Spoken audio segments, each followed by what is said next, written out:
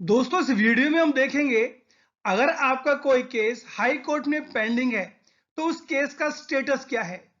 उस केस में अब तक क्या प्रगति हुई है, अगली डेट क्या है और अगर वो लिस्ट हुआ है तो कोर्ट नंबर क्या रहेगा। उस केस में अब तक क्या प्रोसीडिंग्स रही है। इन सभी क्वेश्चंस का, इन सभी प्रश्नों का आपको जवाब मिलेगा जब आप ये वीडियो देखेंगे। और दोस्तों ये जानकारी आपके लिए, भारत के अंदर अलग अलग राज्यों में स्थापित हाई कोर्ट की अपनी एक अलग वेबसाइट है। और जब आप गूगल में जाकर खोजेंगे राज्य का नाम और हाई कोर्ट का नाम, तो सबसे ऊपर जो वेबसाइट है जनरली उस राज्य की हाई कोर्ट की ही खुलेगी।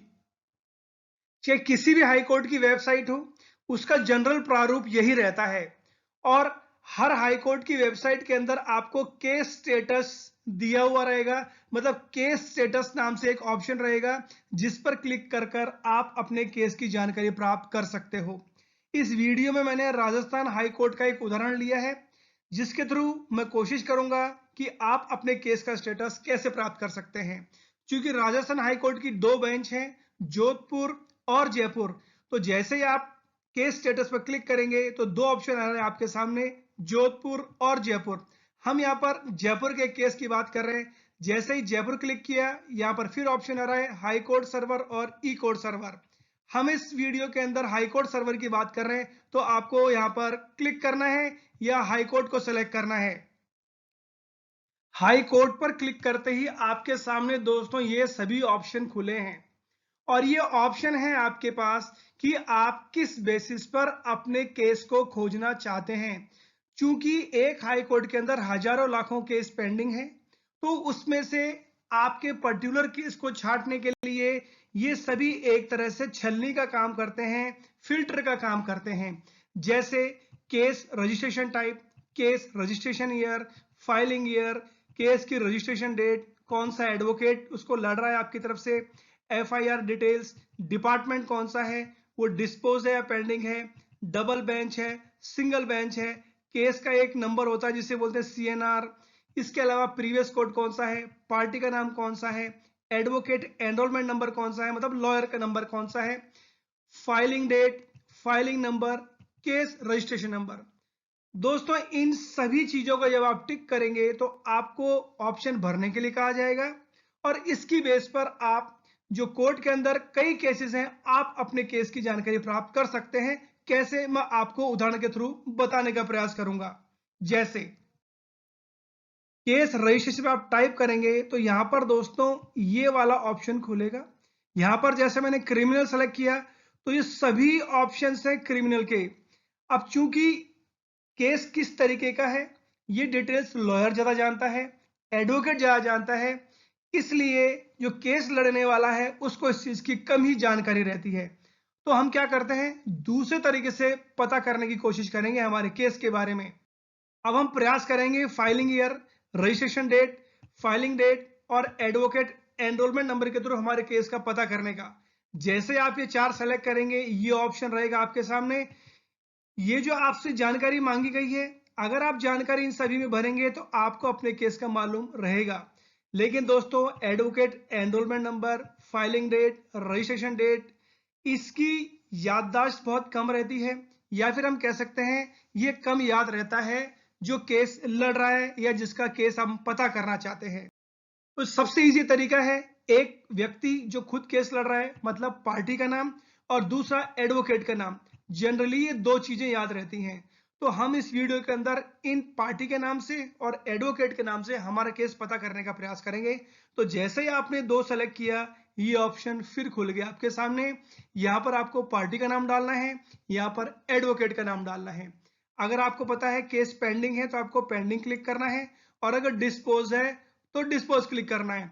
इसके अलावा आप पेटिशनर हैं या रेस्पोंडेंट हैं, केस आपकी तरफ से है या फिर कोई दूसरे व्यक्ति का खोजना चाहते हैं, तो आप जनरली बोथ को सेलेक्ट कीजिए, क्योंकि जो भी केस होगा आपके सामने दिखाया जाएगा।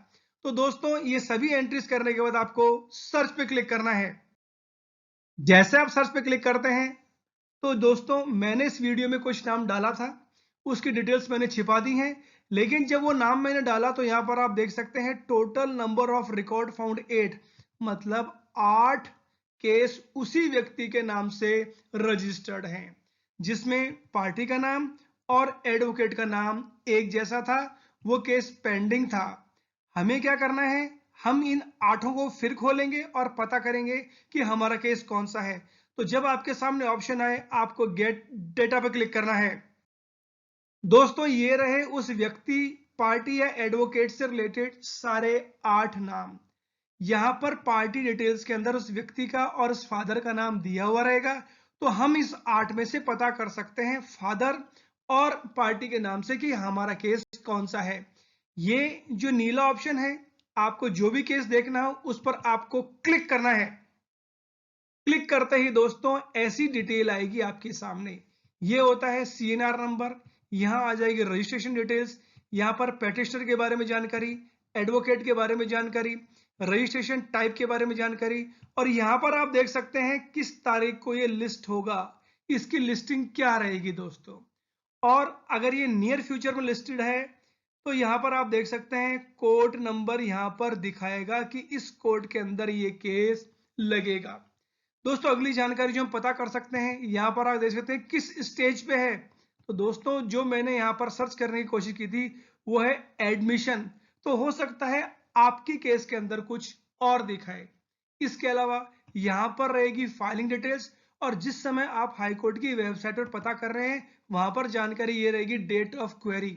दोस्तों, हम आगे की अगर और जानकारी चाहते हैं तो आपको लोड मोर इंफॉर्मेशन पर क्लिक करना है, मतलब हम जानकारी और चाहते हैं।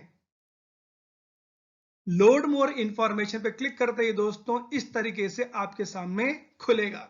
यहां रहेगा डिपार्टमेंट डिटेल, यहां रहेगा एडवोकेट डिटेल, और अलग अलग तारीख पर जहां जहां फाइल चली है और क्या क्या हुआ है, ये सारी डिटेल यहां पर आप चेक कर सकते हैं। हम और जानकारी अगर आप चाहते हैं, आपको ऑर्डर और जजमेंट पर क्लिक करना है। अगर आपको लगता है ऑर्डर या जजमेंट इस पर आया है तो जैसे ही आप ऑर्डर एंड जजमेंट पर क्लिक करेंगे, ऐसा ऑप्शन आएगा आपके सामने अगर उस केस से रिलेटेड कोई ऑर्डर या जजमेंट होगा। ये सभी ऑर्डर या जजमेंट जो मैं केस ढूंढ रहा हूं उससे रिलेटेड है। ऐसे हो सकता है 4 की जगह आपके या तो ना हो बिल्कुल, या फिर हो सकता है ज्यादा भी हो। अगर आप इन सभी को देखना चाहते हैं तो आपको डाउनलोड ऑल पर क्लिक करना है। अगर किसी एक को देखना चाहते हैं उसके आगे यहां क्लिक करना है। तो जैसे मैं यहां क्लिक कर रहा हूं, आप अपने हिसाब से क्लिक करते हैं। जैसे ही आपने क्लिक किया, ये देख सकते हैं दोस्तों उस केस की डिटेल्स। मैंने बाकी जो चीज है छिपा दी है, लेकिन उसका प्रारूप ऐसा रहेगा। यहां पर जस्टिस का नाम रहेगा, और यहां पर केस का नाम रहेगा, और यहां पर जनरल उसकी संख्या रहेगी, पेटिशनर कौन सा है और रेस्पोंडेंट कौन सा है। तो दोस्तों, उम्मीद है आपको जानकारी पसंद आई होगी। आगे इसी तरह लीगल और लॉ से रिलेटेड वीडियो आपको इस चैनल पर मिलेंगे। आप सब्सक्राइब करना ना भूलें। सुरक्षित रहें। धन्यवाद। जय हिंद, जय भारत।